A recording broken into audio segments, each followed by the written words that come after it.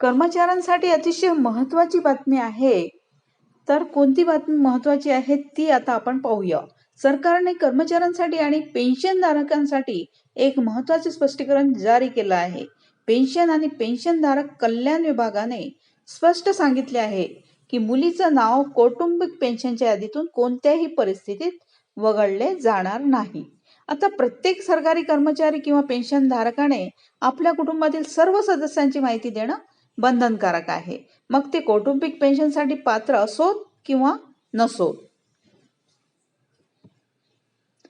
तसेच ज्या क्षणी एखाद्या सरकारी कर्मचाऱ्याने निर्धारित प्रोफार्मामध्ये आपल्या मुलीचं नाव कुटुंब सदस्य म्हणून नमूद केलं, त्या क्षणापासून ती कुटुंब सदस्य म्हणून ग्राह्य धरली जाणार आहे.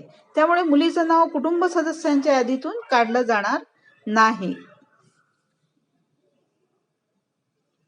हा नियम केंद्रीय नागरी सेवा पेन्शन नियम 2021 रूल 2021 मधील नियम 15 नुसार सरकारी सेवेत दाखल होतात प्रत्येक कर्मचाऱ्याने आपल्या कुटुंबातील सर्व सदस्यांची माहिती देणं आवश्यक आहे.